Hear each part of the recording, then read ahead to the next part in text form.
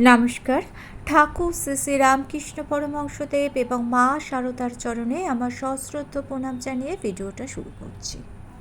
ধন, সম্পদ, ঐশ্বর্য কেউ সৌভাগ্যের দ্বারা লাভ করে থাকেন, আবার কেউ কর্মের দ্বারা লাভ করে থাকেন। এখন প্রশ্ন হচ্ছে যে সৌভাগ্য কী?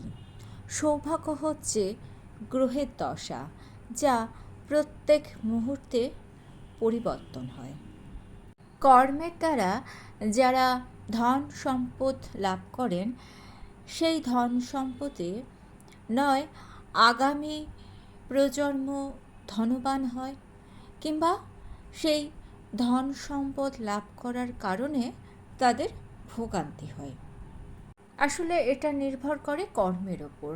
আপনি কি কর্ম করেছেন যার ফলে আপনি ধন বা সম্পদ লাভ করেছেন।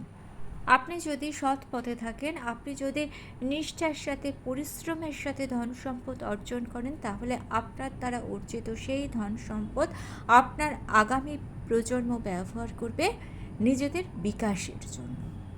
কিন্তু আপনি যদি অন্য কোনো উপায়, অর্থাৎ অসৎ কোনো উপায়ে ধন সম্পদ অর্জন করে থাকেন, তাহলে আপনার আগামী প্রজন্মকেও কিন্তু ভুগতে হবে আপনার এই অসৎ উপায়ে অর্জিত ধন সম্পদের কারণে। তাহলে আপনি কি চাইবেন? আগামী প্রজন্ম সুখে থাকুক, না আগামী প্রজন্ম আপনার কুকর্মের পরিণাম ভোগ করুক? লোভ ছোট্ট একটা শব্দ। লোভ মানে লাভ করা। লাভ করা খারাপ কিছু নয়, কিন্তু যদি আপনার মনের মধ্যে এই বাসনা তৈরি হয় যে আমি চাই, সব কিছু আমারই চাই, একমাত্র আমারই হবে, তখনই সেটা হয়ে ওঠে লোভ। আর এই লোভ যদি আপনার মধ্যে মাথাচাড়া দিয়ে ওঠে, তাহলে আপনি যেটা পেতে চান, সেটা ধন সম্পদ হোক, খ্যাতি হোক, যা কিছুই হোক, সেটা পাওয়ার জন্য আপনি মরিয়া হয়ে উঠবেন। আপনি যে কোনো পথ অবলম্বন করতে একবারও দ্বিধাবোধ করবেন না। লোভের কারণে মানুষ অধর্মের পথে চলতে পারে, বা অন্য মানুষকে ছোট করতেও সে একবারের জন্য দ্বিধাবোধ করে না। তাই এই লোভকে আপনাকে ত্যাগ করতে হবে। আপনি যদি জীবনে অল্প পান, কিন্তু সেটা ভালোবেসে পান, আপনার পরিশ্রমের দ্বারা অর্জন করে পান, তাহলে সেটাই কিন্তু আপনার উপযুক্ত প্রাপ্তি হবে। আর সেই পাওনাটা আপনার জীবনে সুখ এনে দেবে, শান্তি এনে দেবে। সুতরাং লোভকে আমাদের জীবন থেকে দূরে রাখতে হবে। প্রত্যেকটা মানুষই জীবনে কিছু ভুল করে, আর সেই ভুলের জন্য সারা জীবন সে অনুশোচনা করে। অনুশোচনা নয়, ভুল প্রত্যেকটা মানুষই করে, কিন্তু ভুল থেকে শিক্ষা লাভ করে আমাদের সেই শিক্ষায় শিক্ষিত হয়ে এগিয়ে চলতে হবে, যাতে যে ভুল আমরা একবার করছি, সেই ভুল যাতে দ্বিতীয়বার আমাদের দ্বারা না হয়, সেই দিকে লক্ষ্য রাখতেই হবে। বিপদ আপনার জীবনে আসবেই, দুঃখ আপনার জীবনে আসবেই, সুখ দুঃখ নিয়েই জীবন। বিপদে আপনার পাশে কেউ থাকবে না, এই কথাটা আপনাকে মেনে নিতেই হবে, এটা বাস্তব। আপনি একটা জিনিস একটু ভেবে দেখুন তো, প্রকৃতিতে যখন অন্ধকার নেমে আসে, তখন আপনাকে কে প্রথম ত্যাগ করে বলুন তো? আপনাকে ত্যাগ করে আপনারই নিজের ছায়া। তাহলে কি করতে হবে? আপনাকে আপনার অন্তরের শক্তিকে বাড়াতে হবে। আপনার অন্তরে একটা শক্তি আছে, যে শক্তিকে আপনি চেনেন না, সেই শক্তিকে আপনাকে জানতে হবে, তাকে বাড়াতে হবে, আর বিপদের মোকাবিলা করতে হবে। তাহলেই আপনি বিপদ থেকে রক্ষা পাবেন, বিপদ থেকে উদ্ধার পাবেন, আপনি সুখে থাকবেন।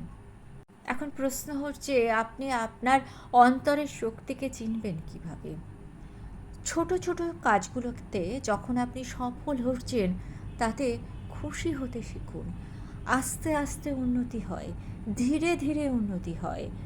ছোট কাজগুলো দিয়েই শুরুটা আপনি শুরু করে দিন। নিজেকে কখনো ছোট ভাববেন না, নিজেকে কারুর সঙ্গে তুলনা করবেন না। আপনি যখন ছোট একটা কাজে সফল হচ্ছেন, তখন আপনি নিজেকে বলুন, আপনি পেরেছেন।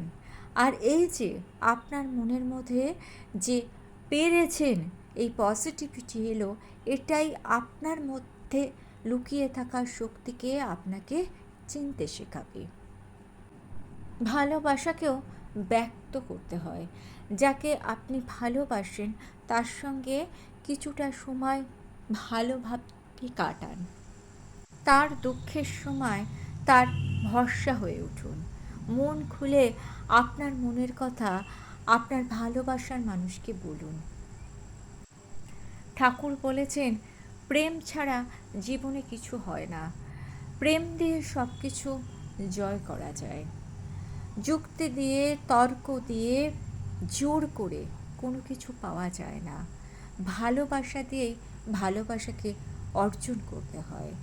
আপনি যদি আপনার ভালোবাসার মানুষের ভরসা হয়ে ওঠেন, তার কাছে আপনার মনের কথা অকপটে ব্যক্ত করতে পারেন, তাহলে আপনি নিজের মন থেকে হালকা হয়ে যাবেন। আপনার মন থেকে আপনি যদি হালকা হয়ে যান, অর্থাৎ আপনার মন যদি হালকা থাকে, তাহলে আপনি নিজের মনের মধ্যে একটা শান্তি অনুভব করবেন। সময়ের সাথে সাথে নিজেকে পরিবর্তন করুন। সময়ের সাথে সাথে মানুষ স্বপ্ন দেখে, স্বপ্নকে বাস্তবে রূপান্তরিত করার চেষ্টা করে। তবে আপনাকে লক্ষ্য রাখতে হবে আপনার স্বপ্ন যেন আপনার নিয়ন্ত্রণে থাকে। অকল্পনীয় স্বপ্ন দেখে অযথা নিজেকে বিব্রত করবেন না, বিভ্রান্ত করবেন না। আপনার চাওয়া পাওয়াগুলো যেন আপনার নিয়ন্ত্রণে থাকে। আপনার চাওয়াগুলো যেন আপনাকে নিয়ন্ত্রণ না করে। আপনি যেন আপনার চাওয়াগুলোকে নিয়ন্ত্রণ করতে পারেন, তাহলেই দেখবেন আপনি সুখী থাকবেন। আমাদের একটা খারাপ অভ্যাস আছে, সেটা হচ্ছে আমাদের নিজেদের যদি কোনো স্বপ্ন পূরণ না হয়, তাহলে আমরা কি করি? আমরা আমাদের আগামী প্রজন্মের উপর সেই স্বপ্নের বোঝা চাপিয়ে দিই। আমরা ভাবি আমরা যা পাইনি তা আমাদের সন্তান পাবে, কিন্তু আমাদের এই ভাবনাটাই কিন্তু মস্ত বড় একটা ভুল। আপনার সন্তান আপনার আত্মজ। তাকে আপনি জীবনের পথে এগিয়ে যাওয়ার জন্য প্রেরণা দিন, তাকে সাহায্য করুন, কিন্তু আপনার স্বপ্নগুলো যদি তার ওপর চাপিয়ে দেন, তাহলে তার কাছে এটা বোঝা হয়ে যাবে। আপনাকে মনে রাখতে হবে, সে আপনার আত্মজ হতে পারে, কিন্তু তার একটা আলাদা অস্তিত্ব আছে, তার একটা ব্যক্তিত্ব আছে, সে একটা আলাদা চরিত্রের মানুষ। আপনি তাকে অনুপ্রেরণা দিতে পারেন, কিন্তু আপনার স্বপ্ন তার উপর চাপিয়ে, তার বোঝা বাড়িয়ে তাকে নিজের পথ থেকে বিভ্রান্ত করতে পারেন না। আপনি যেটা পারেন সেটা হচ্ছে আপনি আপনার স্বপ্নটাকে ওর মধ্যে জাগিয়ে তুলতে পারেন, কিন্তু কখনোই ওকে প্রেশার দিতে পারেন না। আপনি আপনার সন্তানের জীবনের চলার পথে ভরসা হয়ে উঠুন, কিন্তু কখনোই ওর জীবনে অস্বস্তিকর পরিস্থিতি বয়ে নিয়ে আসবেন না। একটা সম্পর্ক ভাঙা অনেক সহজ, কিন্তু একটা সম্পর্ককে গড়ে তুলতে অনেক সময় লাগে। তাই সম্পর্কের প্রতি যত্নবান হন, সম্পর্ককে অটুট রাখার চেষ্টা করুন। ভাঙতে 1 সেকেন্ড লাগে, কিন্তু গড়তে অনেক অনেক সময় লাগে। সবার সব কথায় কান দেবেন না। যারা কুপরামর্শ দেয়, কুমন্ত্রণা দেয়, দোষটা কিন্তু তাদের নয়, দোষটা আপনার। কারণ আপনি তাদের কুমন্ত্রণা দেওয়ার পেছনে একটা ভূমিকা নিচ্ছেন, আপনি তাদের প্রশ্রয় দিচ্ছেন, আপনি তাদের কথাগুলো শুনছেন, সেই জন্যই তারা সাহস পাচ্ছে আপনাকে কুমন্ত্রণা দেওয়ার। নিজের সিদ্ধান্ত নিজে নিতে শিখুন। নিজের বিচার বুদ্ধি দিয়ে নিজের জীবনের সিদ্ধান্তগুলো নিতে শিখুন। মানুষের কথা শুনুন, কিন্তু সেগুলোকে ফিল্টার করে নিতে শিখুন। সফলতা আসে বিশ্বাসের উপর ভর করে। সূর্যকে দেখুন, সূর্যের বিশ্বাস আছে যে সে জগৎকে আলোকিত করতে পারে। আপনাকেও নিজের উপর বিশ্বাস রাখতে হবে, তবে কখনোই অতিরিক্ত আবেগপ্রবণ হয়ে পড়বেন না। সুখে যেমন অতিরিক্ত উচ্ছ্বসিত হবেন না, আবার দুঃখেও একেবারে ভেঙে পড়বেন না। সুখ দুঃখ জীবনে আসবে। মা বলেছেন, সুখ দুঃখ হচ্ছে ঋতু পরিবর্তনের মতো, যাওয়া আসা করতেই থাকে। তাই নিজের আবেগকে নিয়ন্ত্রণ করে নিজের ওপর বিশ্বাস রেখে পরিশ্রম করুন। সফলতা আসবেই। আপনাকে বিশ্বাস রাখতে হবে, নিজের ওপর বিশ্বাস রাখতে হবে, আর বিশ্বাস রাখতে হবে আপনার ইষ্ট দেবতার উপর। নিজেকে সবসময় নিচু ভাববেন না, খারাপ ভাববেন না। মা বলছেন, চাঁদেরও কলঙ্ক আছে। তা সত্ত্বেও মানুষ কিন্তু চাঁদের আলোটাকেই দেখে, চাঁদকেও মানুষ পুজো করে। আপনার মধ্যেও কিছু খারাপ আছে, কিছু ভালো আছে। নিজের খারাপগুলোকেই সবসময় হাইলাইটেড করবেন না, সেগুলো নিয়ে মন খারাপ করবেন না, নিজেকে দোষারোপ করবেন না। নিজের খারাপগুলোকে শুধরে নিন। নিজের মনকে কখনো বিষণ্ণ করে তুলবেন না। সংসারে ভালো কাজে সবসময় অংশগ্রহণ করুন, ভালো কথা শুনুন, ভালো মানুষের সঙ্গে সময় কাটান। দেখবেন আপনার অন্তরে যে শক্তি আসছে, সেই শক্তি জাগ্রত হবে। আপনার সাহস আসবে মনে, আপনি সব কাজে সফল হবেন। যে কোনো সম্পর্কের মধ্যে ঝগড়াঝাটি, অশান্তি, মান অভিমান এগুলো কিন্তু থাকেই। এগুলো কোথায় থাকে না বলুন তো? যে সম্পর্কের মধ্যে শুধুমাত্র স্বার্থ লুকিয়ে আছে। তাই আপনি যে সম্পর্কে আছেন, সেই সম্পর্কের মধ্যে যদি কোনো ভুল বোঝাবুঝি হয়, তাহলে সেই ভুলটাকে শুধরে নিন। সেই কারণে সম্পর্কটাকে নষ্ট করে দেবেন। অহংকারকে ত্যাগ করুন। অহংকারী মানুষের পতনের কারণ। দেখবেন যখন ঝড় আসে, তখন বড় বড় গাছগুলোই কিন্তু নুয়ে পড়ে, মাটিতে পড়ে যায়। আর ছোট ছোট যে গাছগুলো থাকে, সেগুলোর পাতাগুলো হয়তো একটু নষ্ট হয়ে যায়, কিন্তু পাতাগুলো খানিকক্ষণ পরে আবার কিন্তু সতেজ হয়ে যায়। ভালোবাসা এবং সম্পর্কের মধ্যে অহংকারকে কখনো প্রশ্রয় দেবেন না।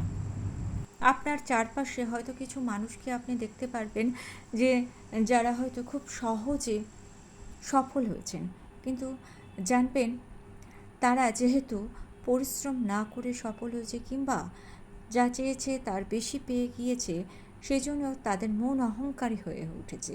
আর এই কারণেই একদিন তারাই মুখ থুবড়ে পড়বে, তখন কিন্তু আপনি একেবারে ঠিক জায়গায় দাঁড়িয়ে থাকবেন। তাই আপনি যা পাননি তার জন্য আপনি আক্ষেপ করবেন না। যা পেয়েছেন সেটা নিয়ে খুশি থাকুন। ভগবানের কাজ ভগবান করবে। অর্থাৎ যারা অহংকারী, তাদের পতন একদিন হবেই। জীবনের যে মূল মন্ত্রগুলোর কথা বললাম, এই মন্ত্রগুলোকে যদি আপনি আপনার নিজের জীবনে প্রয়োগ করেন, তাহলে আপনি যে কাজে হাত দেবেন সেই কাজেই কিন্তু আপনি সফল হবেন। আর যদি এই ভিডিও থেকে আপনার মনে হয় যে আপনি একটু উপকৃত হয়েছেন, তাহলে ভিডিওটা আপনার বন্ধু বান্ধব আত্মীয় স্বজনের মধ্যে শেয়ার করার অনুরোধ রইল। ভিডিওটা যদি আপনাদের ভালো লেগে থাকে, চ্যানেলটিকে সাবস্ক্রাইব করে নিয়ে পাশে থাকা বেল আইকনটা প্রেস করে দিয়ে অল অপশনটা ক্লিক করে দেবেন। তাহলে যখনই নতুন কোনো ভিডিও আপলোড করব, তার নোটিফিকেশন আপনাদের কাছে পৌঁছে যাবে। ঠাকুর ও মায়ের চরণে প্রণাম জানিয়ে আজকে এই পর্যন্তই। Thanks for watching.